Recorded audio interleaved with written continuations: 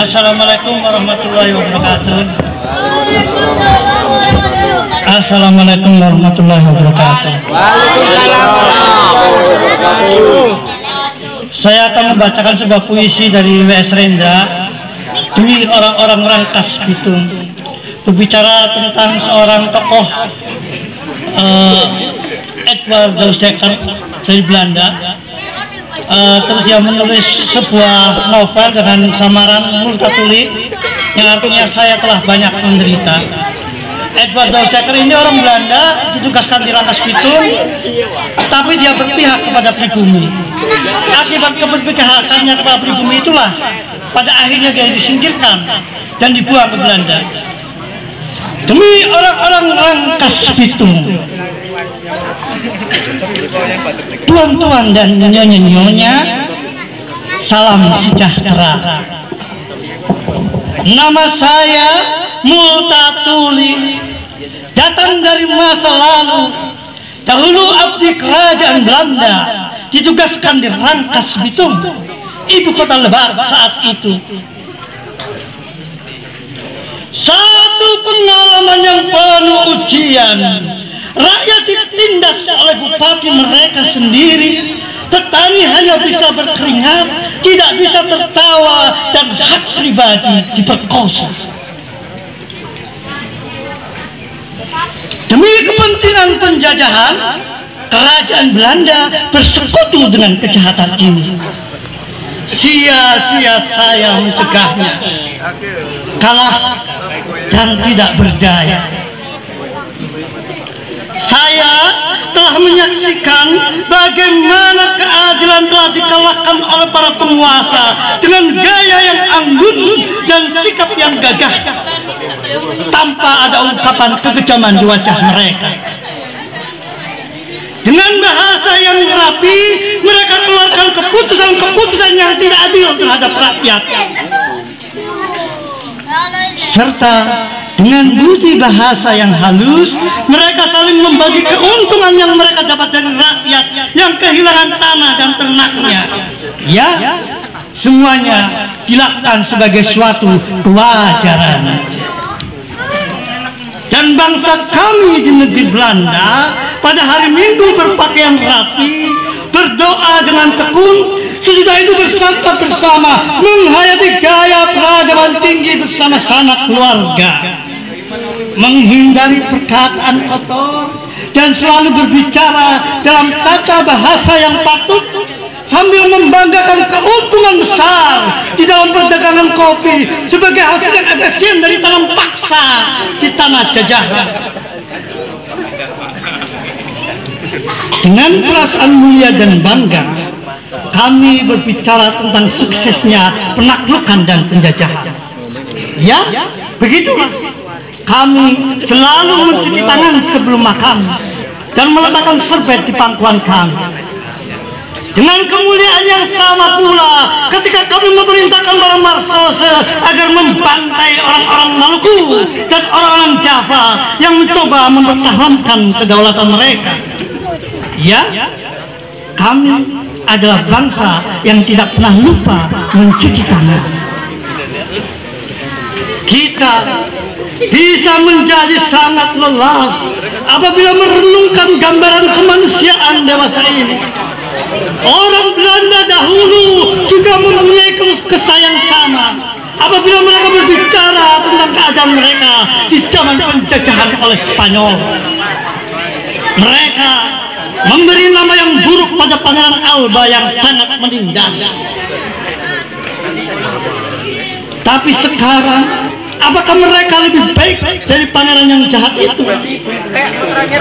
Tentu tidak hanya saya yang merasa gelisah melihat dahat hitam yang menodai kita. Pikiran yang lurus menjadi bercela karena kita tidak pernah bisa tuntas dalam menangani keadilan. Sementara waktu terus berjalan dan terus memperlihatkan keluasan keadaannya, kita tidak pernah bisa seimbang dalam menciptakan keluasan ruang di dalam pemikiran kita. Memang kita telah bisa berpikir lebih canggih dan kompleks, tetapi kita belum bisa bebas tambah sekat-sekat dibandingkan dengan keluasan waktu. Bagaimana keadilan bisa ditangani dengan pikiran yang selalu tersekat? Ya, saya rasa kita memang lelah, tetapi kita tidak boleh berhenti di sini. Bukankah keadaan-keadilan di sini belum lebih baik dari zaman penjajahan? Dahulu rakyat Rangkas Bitung tidak mempunyai hak hukum apabila mereka berhadapan kepentingan dengan Adipati Lebak. Sekarang apakah rakyat kecil sudah mempunyai hak hukum apabila mereka berhadapan kepentingan dengan Adipati masa kini? Dahulu Adipati Lebak bisa lolos dari hukum. Sekarang Adipati yang kejam dan serakah, apakah sudah bisa dituntut oleh hukum? Bukankah kemerdekaan yang sempurna itu adalah kemerdekaan negara dan bangsa? Negara Anda sudah merdeka, tetapi apakah bangsa Anda juga sudah merdeka? Apakah bangsa tanpa hak hukum bisa dikatakan bangsa merdeka? Para pemimpin dari negara maju bisa menitikkan air mata apabila bicara tentang demokrasi kepada putranya, tetapi dari kolam renang dengan sangat santai dan penuh kewajaran mereka mengangkat telepon memberikan dukungan pada partian dari negara lain demi keuntungan mereka, materi bangsa mereka sendiri. Oh ya Tuhan, saya mengatakan semua ini sambil merasakan rasa lemasnya menghinggapi seluruh tubuh saya. Saya mencoba tetap bisa berdiri meskipun rasanya tulang-tulang sudah hilang dari tubuh saya. Saya sedang melawan perasaan sia-sia. Saya melihat negara-negara maju memberi bantuan ekonomi dan sebagai hasilnya banyak rakyat dari dunia berkembang kehilangan tanah mereka supaya orang kaya bisa main golf, atau supaya ada bendungan yang memberi sumber tenaga listrik bagi industri dengan modal asing. Dan para rakyat yang malang itu ya Tuhan menerima ganti rugi untuk setiap 1 meter persegi dari tanahnya dengan uang yang sama nilainya dengan 1 pak sigaret bikinan Amerika.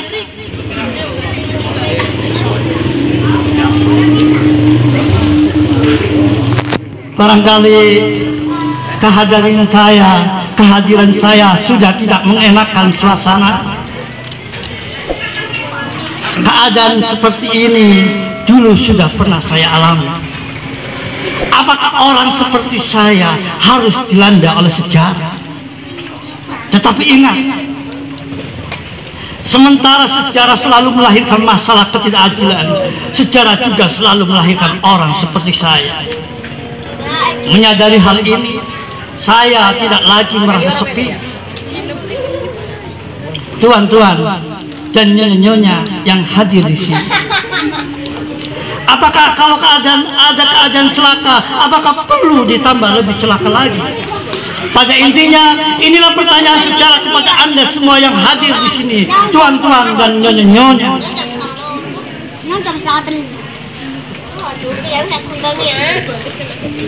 Tuan-tuan dan nyonya-nyonya, kita sama-sama memahami sejarah. Senang atau tidak senang, ternyata tuan-tuan tidak bisa meniadakan saya. Nama saya Multatuli. Saya bukan buku yang bisa dilarang dan dibakar, bukan benteng yang bisa dihancur lebur. Saya Multatuli, sebagian dari nurani tuan-tuan sendiri. Oleh karena itu, saya tidak bisa disamaratakan dengan tanah. Tuan-tuan, para penguasa di dunia yang hadir di sini, setelah memahami sejarah, saya betul tidak lagi merasa sepi. Dan memang tidak ada alasan lagi bagi saya untuk merasa sia-sia dan tidak sia-sia. sebab sudahlah kewajiban saya ialah hadir dan mengalir. Terima kasih dari WS Rendra.